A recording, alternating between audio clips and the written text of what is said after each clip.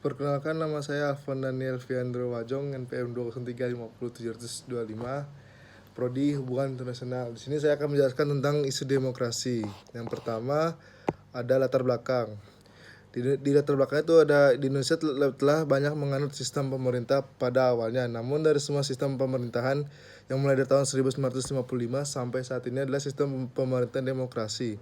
Tetapi pada tahun 1955 demokrasi yang dipakai adalah demokrasi liberal.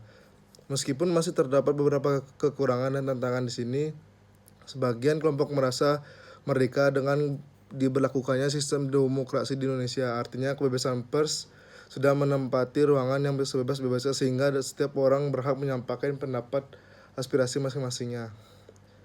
Demokrasi merupakan salah satu bentuk atau mekanisme sistem pemerintahan suatu negara sebagai upaya mewujudkan kedaulatan rakyat atau negara yang dijalankan oleh pemerintahan. Semua warga negara yang memiliki hak yang setara dalam pengambilan keputusan yang dapat mengubah hidup mereka. Demokrasi mengizinkan warga negara berpartisipasi baik secara langsung atau melalui perwakilan dalam perumusan, pengembangan, dan pembuatan hukum. Demokrasi Indonesia dipandang perlu dan sesuai dengan pribadi bangsa Indonesia. Selain itu yang melatar belakangi pemakaian sistem demokrasi di Indonesia, hal itu bisa kita temukan dari banyaknya agama yang masuk dan perkembangan di Indonesia. Selain itu baik suku, budaya, dan bahasa. Dan yang ketiga, ada ciri-ciri demokrasi. Ciri-ciri demokrasi yang pertama, keputusan pemerintahan untuk semua rakyat, yaitu segala keputusan yang akan diambil berdasarkan aspirasi dan kepentingan seluruh warga negara, bukan atas dasar kepentingan suatu kelompok. Hal ini dilakukan untuk mencegah adanya tindakan korupsi, kolusi, dan nepotisme di dalam masyarakat. Yang kedua, menjalankan konstitusi. Segala hal yang berkaitan dengan kehendak, kepentingan, dan kekuasaan rakyat harus dilakukan berdasarkan konstitusi. Hal ini sudah tertuang di dalam penetapan undang-undang di mana hukum harus berlaku secara adil bagi seluruh warga negara. Yang ketiga, adanya perwakilan rakyat, yaitu di dalam sistem demokrasi terdapat lembaga perwakilan rakyat yang berfungsi untuk menyampaikan aspirasi rakyat kepada pemerintah.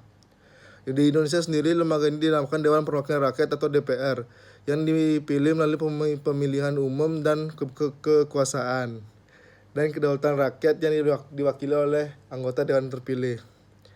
Yang keempat, adanya sistem kepartaian, yaitu partai sendiri merupakan salah satu sarana dalam pelaksanaan sistem demokrasi melalui suatu partai rakyat yang menyampaikan aspirasinya kepada pemerintahan yang sah. Dan yang keempat yaitu ada prinsip-prinsip demokrasi. Yang pertama, negara berdasarkan konstitusi, yaitu konstitusi atau undang-undang adalah suatu norma sistem politik dan hukum yang dibuat oleh pemerintahan secara tertulis. Konstitusi dijadikan landasan dalam menjalankan negara dan berfungsi sebagai batasan kewenangan pemerintah serta dapat memenuhi hak khalayak. Yang kedua, peradilan tidak memihak dan bebas. Pemerintah tidak boleh melakukan intervensi dalam proses peradilan karena sistem pemerintahan demokrasi menganut peradilan bebas. Proses peradilan harus netral agar dapat melihat permasalahan secara jernih, sehingga menghasilkan keputusan yang adil terhadap perkara yang ditangani. Yang ketiga, kedudukan rakyat sama di mata hukum, yaitu dalam sistem pemerintahan demokrasi, penegakan hukum dilakukan dengan memperhatikan keadilan dan kebenaran tanpa pandang bulu. Artinya setiap warga negara mempunyai kedudukan yang sama di dalam hukum dan pelaku. Dan yang kelima ada jenis-jenis demokrasi, yaitu yang pertama, demokrasi liberal. Demokrasi yang membatasi kekuasaan pemerintahannya hanya dalam bidang konstitusional, di mana pemerintah tidak dapat ikut campur dalam aspek kehidupan bermasyarakat warga negaranya. Demokrasi liberal disebut juga dengan demokrasi konstitusi. Yang kedua, demokrasi komunis. Demokrasi yaitu demokrasi yang menempatkan pemerintahan sebagai pemegang kekuasaan tertinggi, di mana pemerintah mendominasi penuh totaliter baik dalam bidang pemerintahan maupun kehidupan bermasyarakat warga negaranya. Demokrasi komunis merupakan kebalikan dari demokrasi liberal. Yang ketiga, demokrasi Pancasila. Demokrasi ini berdasarkan kepada segala hal yang tertuang dan diatur dalam Pancasila. Demokrasi inilah yang dianut oleh warga Indonesia. Jenis demokrasi berdasarkan fokus perhatian. Yang pertama ada demokrasi formal.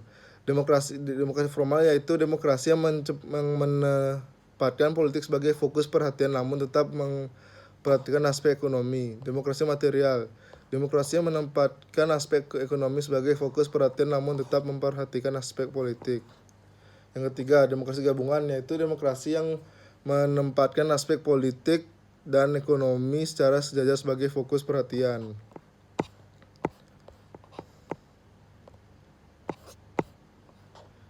Dan terakhir, jenis-jenis demokrasi berdasarkan penyaluran kehendak rakyat. Yang pertama, demokrasi langsung atau direct demokrasi, yaitu demokrasi yang melibatkan warga negara secara langsung dalam pengambilan suatu keputusan untuk kepentingan umum atau bersama yang ditandai oleh adanya pemungutan suara atau pendapat masyarakat. Dalam proses pemungutan suara tersebut, masyarakat mewakili dirinya sendiri dalam memilih dan menentukan suatu kebijakan peraturan.